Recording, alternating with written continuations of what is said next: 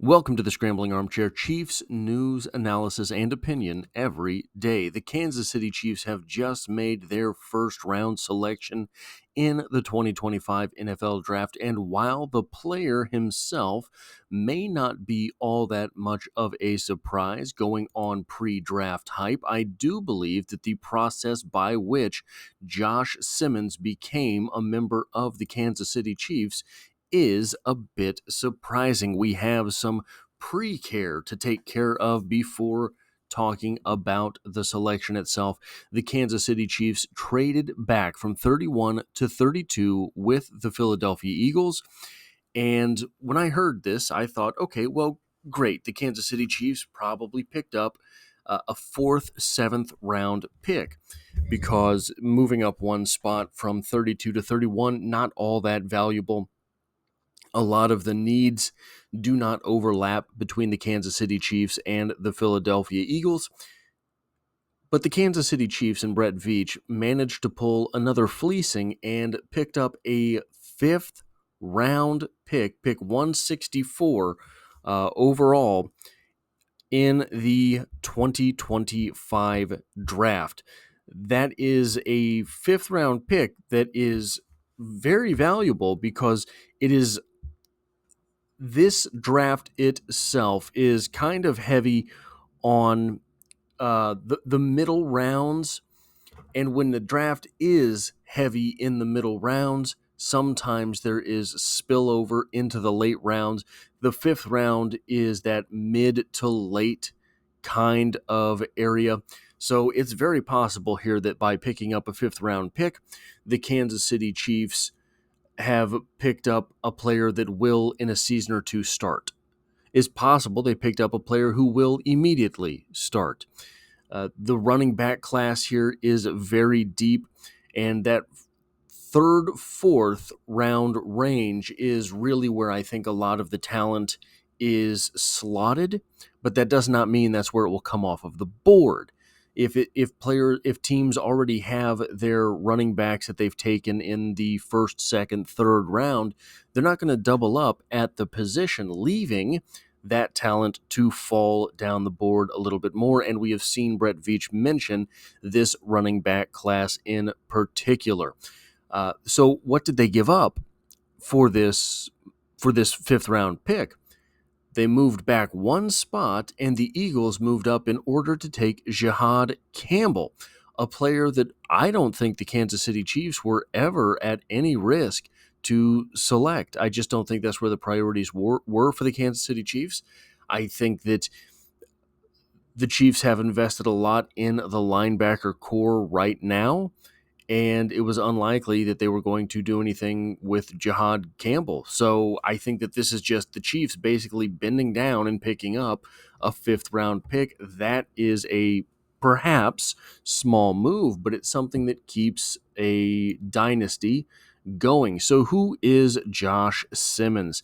6'4" and 7/8", so basically 6'5", 317 pounds, 33-inch arm length, 10-inch hands, and 34 reps on the bench press. That was the thing, remember, that was very surprising. He didn't do any testing or anything, but he sat down and did that bench press, and I think it broke a lot of the preconceived notions about Josh Simmons. I don't think anyone, not that I noticed, not to my recollection, thought that he was going to be a 34 rep kind of guy. That is I believe that is over a 90th percentile number. So just a reminder real quick, I will be back tomorrow with a much more in-depth video on this selection. The way I am trying to run this thing this year is I will have this in a playlist of the 2025 NFL draft picks, and there will be a reaction video, this one here, and then a more in-depth video where I get into the weeds with the selections. But also tomorrow there are a second round pick and 2 third rounders that I will be making videos for. So keep an eye open for that. Now, Josh Simmons, if he is healthy, and I think that's a very big if, but things seem to be going smoothly for him. Everything seems to be pointing in the right direction. He had a patellar injury last season in college, limiting him to just 6 games. But if everything is good to go, and he is healthy. Week 1, snap 1, and again, that is a tall order with a patellar injury. This is the best tackle on the team. He has the highest upside of any tackle on the team. I think that Brett Veach did a good job by adding Jalen Moore this offseason. It wasn't the home run addition that anyone wanted to see, but it was definitely a bargain type move. I believe his contract is a couple $1,000,000 cheaper than Jawan Taylor. It just goes to show you the markets on different positions at different times and what it is that you can get for that money. I think that Jawan Taylor is a comparable talent to Jalen Moore and playing right tackle as opposed to left tackle. But here we have a guy in Josh Simmons who is a left tackle type player. And he's going to come in and compete at that position. And I think that, again, this is if he's healthy, this is the best tackle on the team. He's maybe not, well, we'll get into that in a little bit, but I think that there's a bit of a misconception that Josh Simmons is a pass blocking offensive tackle. And he is very good at pass blocking. He's extreme. I think that his kick step is maybe a little clunky, but it's very effective. And he's able to get to his mark, regardless of how athletic or smooth it looks. Like, I don't think he is the athlete that is Josh Conerly, but I think that he's probably a better offensive lineman than Josh Conerly. But he will drop people off at the curb in the running game as well. And he will completely turn people around. He will pancake people. This is not a finesse offensive lineman. So we are seeing this continuation of Brett Veach building a bigger, tougher, more rugged offensive line. We saw the beginning of this transformation when they brought in Trey Smith and Creed Humphrey. Both of those guys were kind of known as nasty boys, right? And the offensive tackle position is one where oftentimes it's not the nasty boys, but the athletes at the position that end up excelling.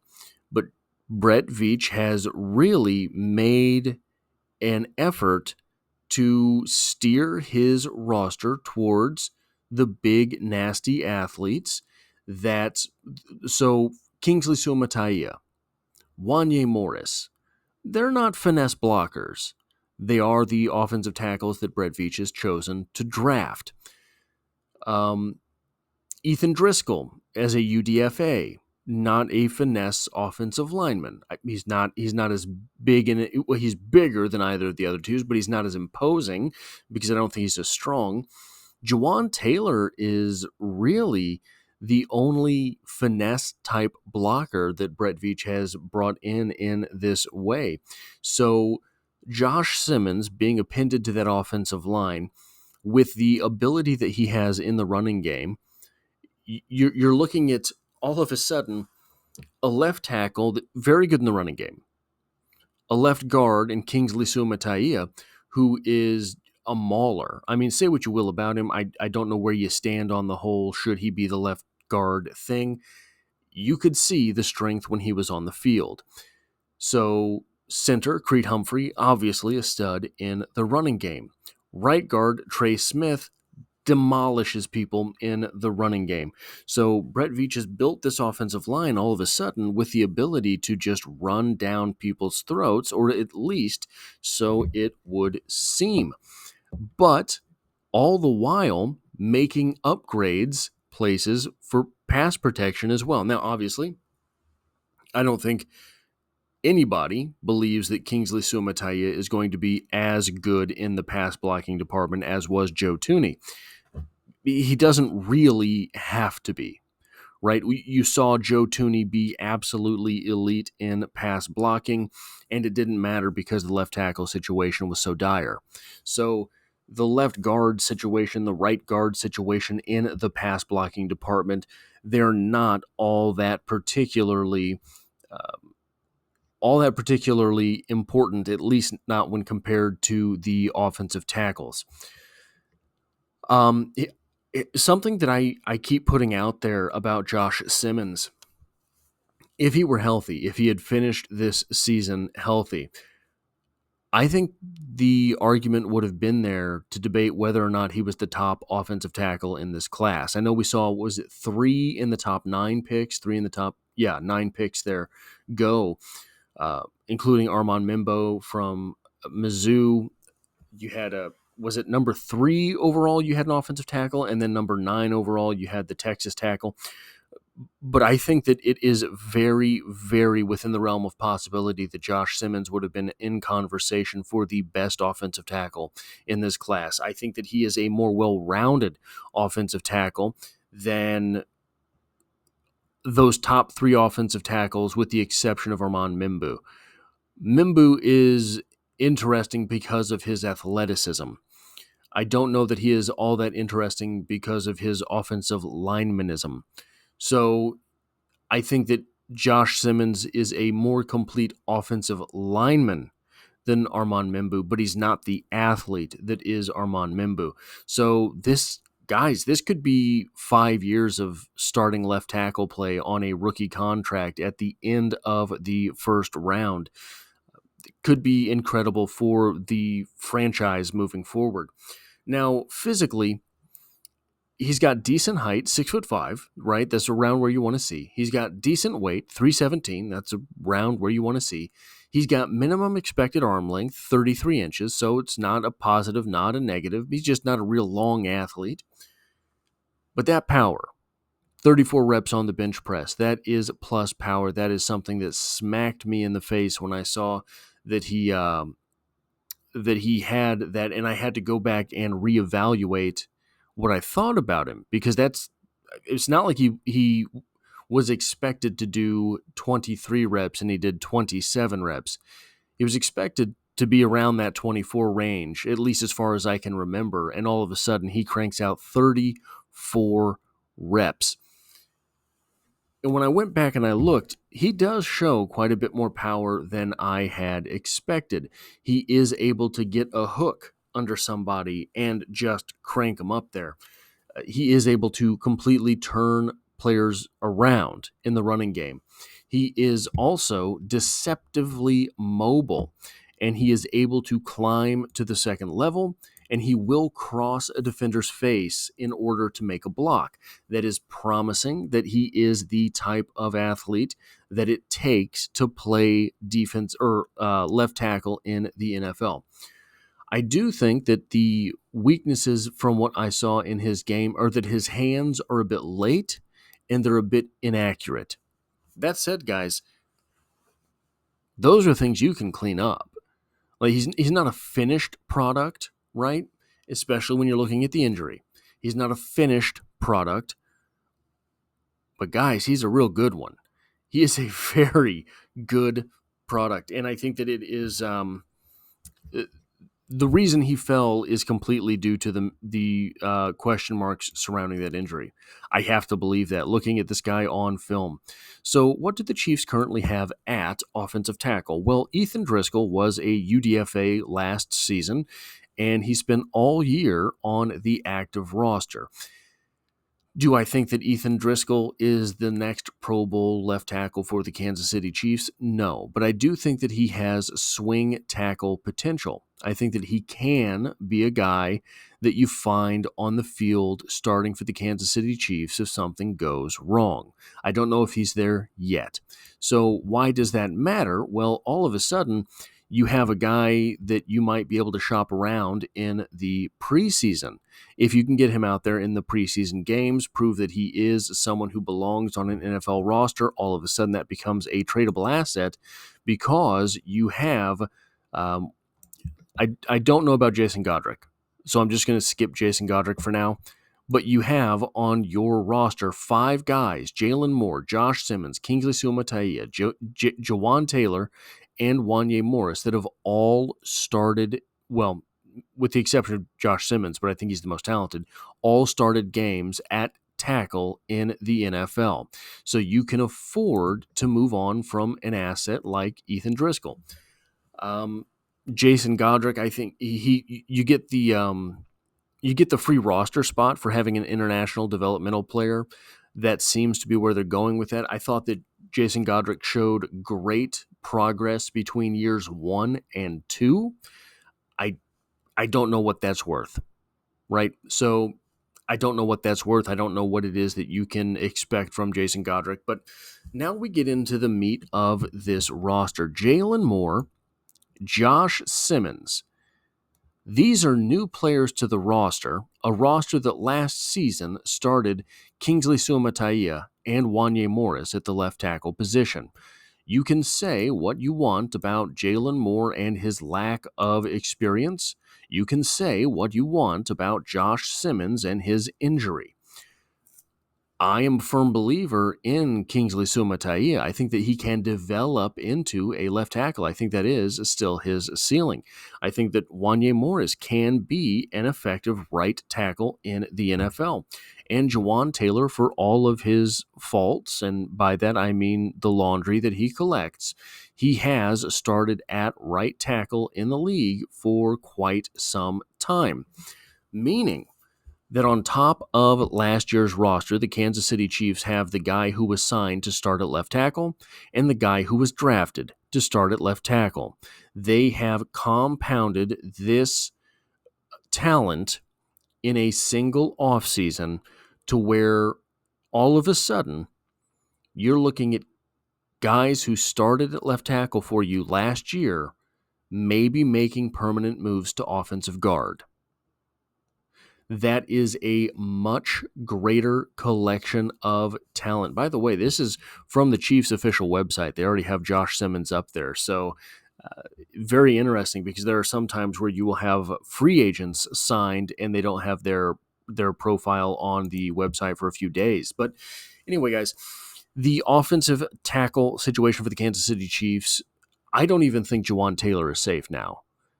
I think that this is going to be an open competition in camp. I think that they are going to use all of the talent that they have. Again, if Josh Simmons is healthy, you cannot convince me he's not one of the best 5 offensive linemen on the Kansas City Chiefs.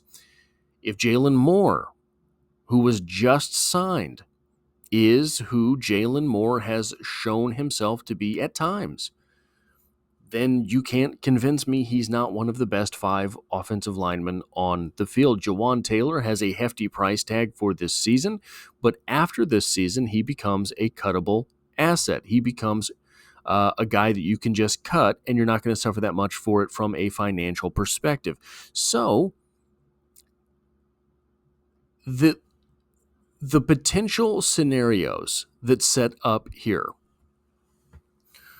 I believe Kingsley Suamataia has the inside track for starting at the left guard position. Now, I don't think it's guaranteed, because the Kansas City Chiefs invested multiple picks at the interior offensive line in last year's draft. Hunter Nourzad, chief among them. CJ Hansen, I think, has the highest potential of those players, and he's heading into year 2. He spent all year on the active roster. So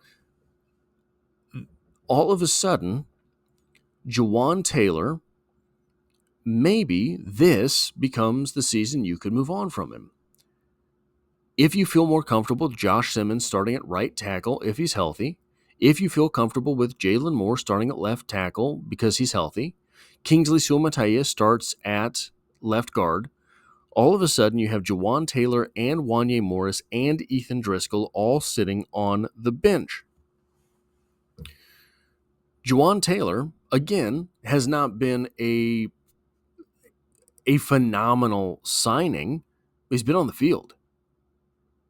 You can sell a starting right tackle in the NFL. There is someone who in this very draft tonight will have regretted not taking an offensive tackle. There will be one of these teams who took a quarterback, and all of a sudden they start looking in training camp and like, well, he might go out there and get absolutely piñated, right?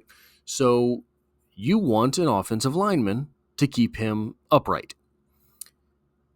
The trade market for offensive linemen is always hot. So the Chiefs might have themselves in position to start reclaiming some of the assets that they traded away last season. again, it's not going to be real-time assets. You traded away picks for this current draft in order to try to get to that third consecutive Super Bowl.